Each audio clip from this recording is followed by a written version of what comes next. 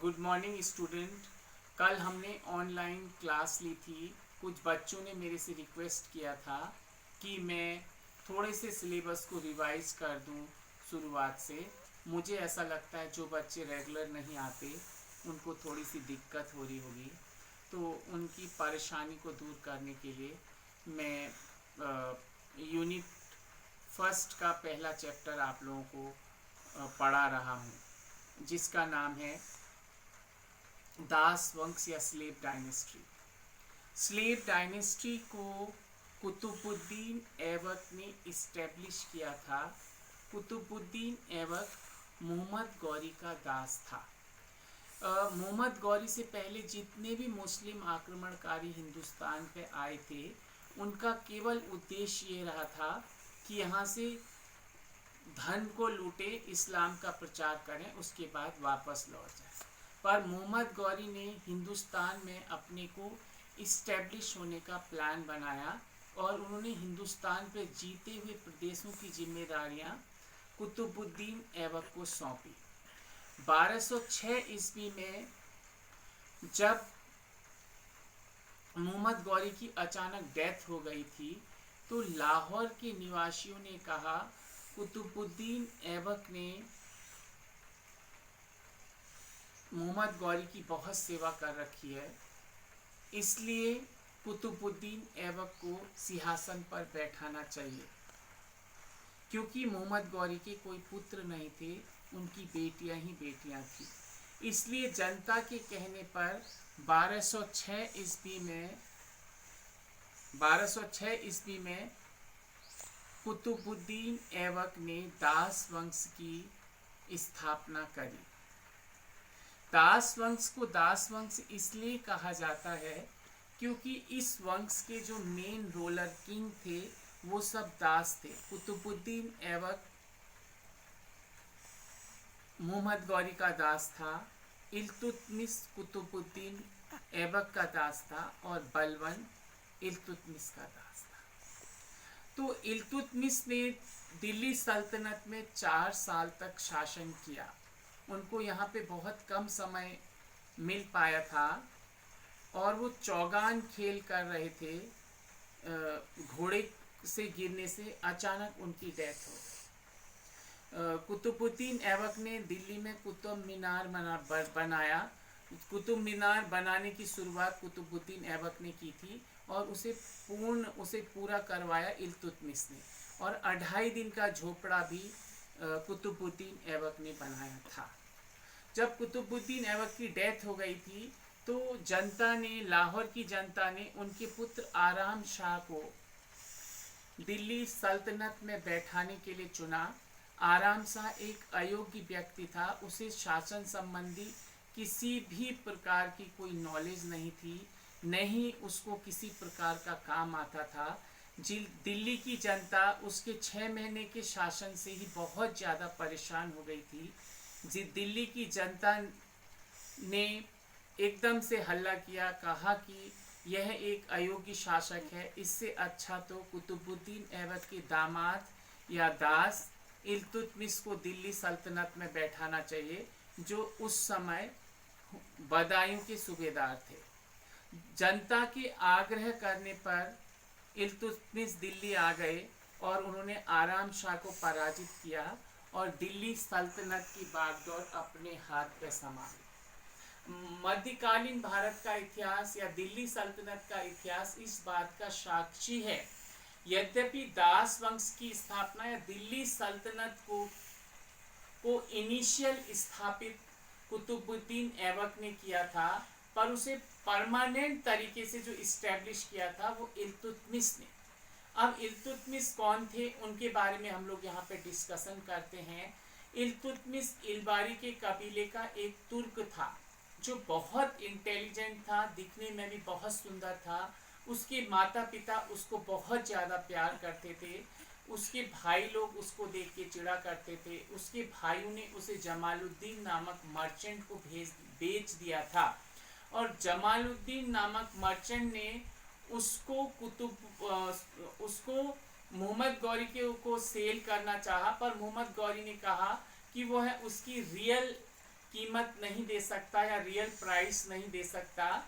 उन्होंने कहा कि ये बहुत इंटेलिजेंट है, मैं इल्तुतमिश को मैं कुतुबुद्दीन ऐबक को एक लेटर लिखता हूँ और कुतुबुद्दीन ऐबक इसको खरीद लेगा, आप कुतुबुद्दीन ऐबक से मिलिए। मोहम्मद गौरी के कहने पर कुतुबुद्दीन ऐबक ने इल्तुतमिश को खरीद लिया था। और जैसा कि आप लोग जानते हैं, बड़े बूढ़ों की बात बिल्कुल सच निकलती है, या एक्सपीरियंस इंसान की बात एकदम सच निकलती है। इस प्रकार से मोहम्मद गौरी की बात एकदम सच निकली। जिस प्रकार से मोहम्मद गौरी की विषम परिस्थितियों में या सम परिस्थितियों में कुतुबुद्दीन ऐबक ने मोहम्मद गौरी का हर समय साथ दिया था, उसी तरीके से इल्तुतमिश ने भी हर दम पर कुतुबुद्दीन ऐबक का साथ दिया था। और कुतुबुद्दीन ऐबक के बाद दिल्ली सल्तनत की बागडोर को पूरे अच्छे से संभाला। इल्तुतमिश एक इंटेलेक्चुअल इंसान था। इल्तुतमिश के सिंहासन पर बैठते ही कुतुबुद्दीन ऐबक के नज़दीकी रिश्तेदारों ने उसे बहुत ज़्यादा परेशान करना शुरू किया कि हम लोग नज़दीकी होते हुए भी इस गुलाम को क्यों शासन पर बैठा रखा है, या फिर ये दामाद बन के सिंहासन पर क्यों बैठा है। तो इल्तुतमिश ने उन सब लोगों का निपटारा अपने दिमाग से किया। कुछ रिश्तेदारों के साथ वैवाहिक संबंध स्थापित किए, कुछों को युद्ध में पराजित कर दिया। और मंगोलों का सामना भी इल्तुतमिश ने डट करके किया था। और जो लोग राज्य से रिलेटेड लोग थे, जो इल्तुतमिश को देख के खुश नहीं थे, उन लोगों का इल्तुतमिश ने एक ग्रुप बनाया 40 लोगों का, जिसे तुर्का चहलगानी के नाम से जाना जाता था।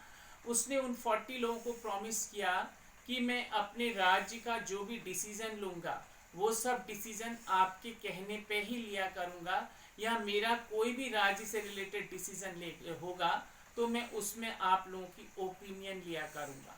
तो वो लोग भी एक तरह से खुश हो गए कि हमें इतना मान सम्मान दे रहे हैं। ऐसा ग्रुप बनाया और वो ग्रुप इल्तुतमिश को राज्य से संबंधित कार्यों में अपनी ओपिनियन देता था, और इल्तुतमिश उनकी बातों को मानता भी था, क्योंकि इल्तुतमिश को इस बात का पता था अगर थोड़ी बहुत ओपिनियन इनसे नहीं ली जाए तो ये राज्य के कार्य में परेशान कर सकते। तो इस प्रकार से इल्तुतमिश ने 1211 से 1236 ईस्वी तक दिल्ली सल्तनत के इतिहास में पूरी तरीके से अच्छे से शासन किया। और इल्तुतमिश को इस बात का आभास था कि उसके पुत्र इतने ज़्यादा इंटेलिजेंट नहीं हैं, अयोग्य हैं, उनमें राजा बनने की कोई क्षमता नहीं है, इसलिए उन्होंने अपना नॉमिनी अपनी बेटी रजिया को बनाया। उन्होंने रजिया को पूरी एजुकेशन दी, वो एजुकेशन भी दी जो आगे चल के राज्य कार्य में भी आवश्यक होती है। उन्होंने रजिया के नाम से सिक्के भी चलाए थे, क्योंकि उन्हें पता था कि उनके पुत्र उनकी बागडोर को अच्छे से नहीं संभाल पाएंगे। उनकी लड़की में यह गुण कूट कूट के भरा है। तो जब 1236 ईस्वी में रजिया की मृत्यु हुई तो अमीर लोगों ने 1236 ईस्वी में जब इल्तुतमिश की मृत्यु हुई तो अमीर लोगों ने रजिया को शासन पर बैठाने से मना कर दिया, और राज दरबार में जो लोग काम करते थे उन्होंने भी कहा कि हम एक स्त्री को सिंहासन पर बैठता हुआ नहीं देख सकते। तो उन्होंने इल्तुतमिश के पुत्र रुकनुद्दीन फिरोज को सिंहासन पर बैठा दिया था। रजिया बहुत इंटेलिजेंट थी। जब रुकनुद्दीन फिरोज और उसकी सौतेली माँ ने जनता के साथ बहुत दुर्व्यवहार किया तो रजिया सामने आई। उसने कहा कि मेरे पिताजी की बात बिल्कुल सच निकली कि मेरे भाई अयोग्य हैं, उनमें किसी भी तरह की कोई एबिलिटी और एलिजिबिलिटी नहीं है कि वह दिल्ली सल्तनत की बागडोर को बहुत अच्छे से संभाल पाए। तो उनकी बात आज सच निकली। उसने अपने भाई और माँ को कारावास में बंद किया और रजिया सुल्ताना के रूप में सिंहासन पर बैठ गई। रजिया सुल्ताना दिल्ली सल्तनत की पहली और आखिरी महिला थी। पहली और दिल्ली सल्तनत की ही नहीं, वह पूरे मिडिवल हिस्ट्री ऑफ इंडिया की पहली और आखिरी महिला थी जिसने डायरेक्ट तौर पे शासन किया था। रजिया के बाद नूरजहां ने शासन किया था, उसने इनडायरेक्ट किया था। फ्रंट में जहांगीर को रख रखा था और इनडायरेक्ट तरीके से शासन किया था। पर रजिया सुल्ताना दिल्ली सल्तनत की पहली और आखिरी महिला थी जिसने डायरेक्ट तरीके से पूरी शासन की जिम्मेदारियों को संभाला था। और इस प्रकार से रजिया ने दिल्ली सल्तनत की जिम्मेदारी 3.5 साल तक चलाई और लड़कियों का सम्मान बनाए रखने के लिए उसने ट्राउजर भी पहना, कोट भी पहना और डायरेक्ट तरीके से शासन किया।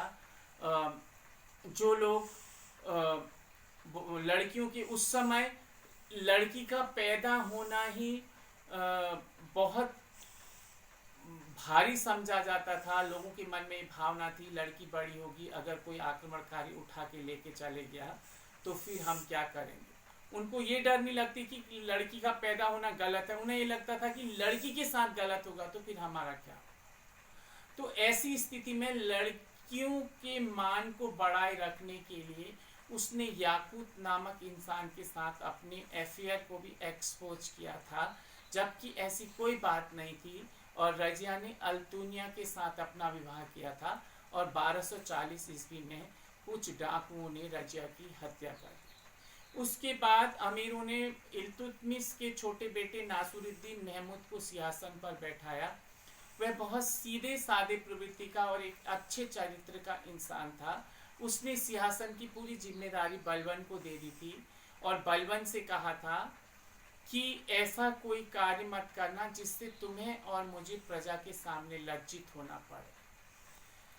और इनडायरेक्ट बलबन पूरा शासन उसका रन करता था। और 1266 ईस्वी में जब नासिरुद्दीन महमूद की 1266 में डेथ हो गई थी तो बलबन सुल्तान के रूप में सामने आए।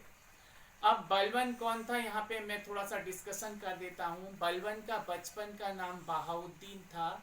जब वो छोटा था उसे मंगोल पकड़ के ले गए थे। मंगोलों ने उसे जमालुद्दीन नामक व्यापारी को बेच दिया था और जमालुद्दीन नामक व्यापारी ने उसे इल्तुतमिश को बेच दिया था।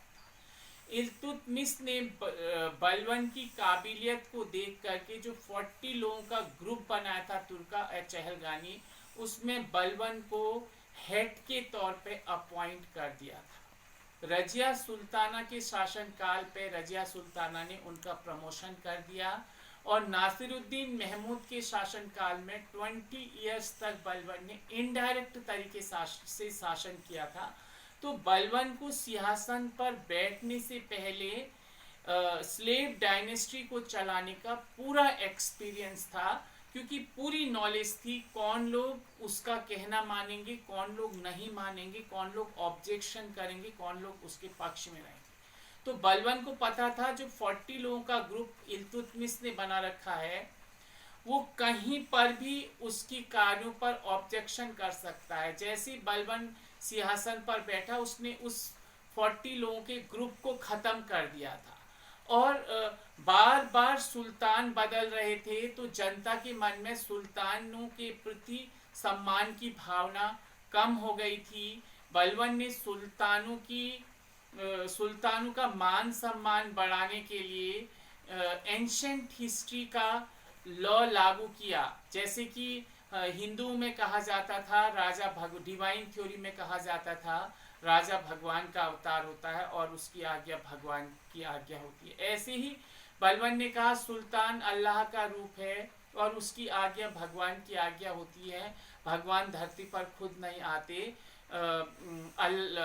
सुल्तान को अपना प्रतिनिधि बना करके भेजते हैं, क्योंकि उसके मन में था जो सुल्तान के प्रति जनता के मन में एक इनसिक्योरिटी की भावना आ गई है या सुल्तान का सम्मान कम हो गया है, उस सम्मान को वापस दिलाने के लिए और उसने राजा के सम्मान को बढ़ाए रखने के लिए ये भी कहा कि राजा को प्राइवेसी में रहना चाहिए, जनरल लोगों से नहीं मिलना चाहिए, न ही किसी के सामने हंसना चाहिए, न किसी के सामने रोना चाहिए। जब उसके बेटे महमूद की डेथ हो गई थी तो उस समय भी बलबन जनता के सामने रोता नहीं था, अकेले कमरे में जाकर के रोया करता था। तो उसने उन रूल रेगुलेशंस को पूरी तरीके से लागू किया था। एक बार एक दिल्ली का मर्चेंट बलबन की सभा में आया, बलबन के दरबार में आया। उसने कहा अगर बलबन मुझे एक बार दर्शन दे देगा तो मैं अपनी पूरी संपत्ति बलबन को दान में दे दूंगा। बलबन ने मिलने से साफ मना कर दिया। और बलबन ने ब्लड और आयरन पॉलिसी बनाई थी, जिसके ब्लड और आयरन लौह रक्त नीति का सिद्धांत। बलबन की ब्लड और आयरन पॉलिसी आपके यहाँ पे कभी 20 मार्क्स में बलबन पूछा जाता है। तो बलबन की ब्लड और आयरन पॉलिसी थी, अगर कोई अपराधी अपराध करता है तो उसको इतना ज्यादा पनिशमेंट दे दिया जाए कि वो दोबारा से अपराध करने का साहस न कर सके। इस प्रकार 1286 ईस्वी में जब मंगोलों ने आक्रमण किया और बलबन की बेटी की डेथ हो गई थी, बलबन बहुत इनसिक्योर हो गया था। यद्यपि वो उस समय जीत चुके थे मंगोल लोगों को से, पर पुत्र शोक में उसे बहुत बड़ा शौक लग गया था और 1286 में ही कुछ समय में बलबन की भी डेथ हो गई। और बलबन के बाद दिल्ली ये स्लेव डायनेस्टी में कोई ऐसा उत्तराधिकारी नहीं था जो बहुत अच्छे से सिंहासन को संभाल सके। तो स्लेव डायनेस्टी में एक जलाउद्दीन नाम का एक व्यक्ति कार्य करता था, उसने इस डायनेस्टी को कैप्चर कर लिया और खिलजी डायनेस्टी की स्थापना की। और इस प्रकार से यहाँ पे आपकी स्लेव डायनेस्टी खत्म हो जाती है और हमारा सिलेबस मुगल एम्पायर पे पहुँचा है। कल मैं मुगल एडमिनिस्ट्रेशन को पढ़ाऊँगा। वो बच्चे जो रेगुलर नहीं आते, पढ़ने का तरीका कैसा होता है, उसके लिए मैंने छोटा सा लेक्चर दे रखा है। और बाकी का हम लोग कॉलेज से आप लोगों को नोट्स प्रोवाइड कराएंगे। किसी को कहीं से कोई डाउट होता है तो वो भी मेरे से क्लियर कर लेगा। सब लोग अपना ख्याल रखिएगा और खूब इंजॉय कीजिएगा। और मैं अगला लेक्चर फिर डिलीवर करता हूँ। Thank you.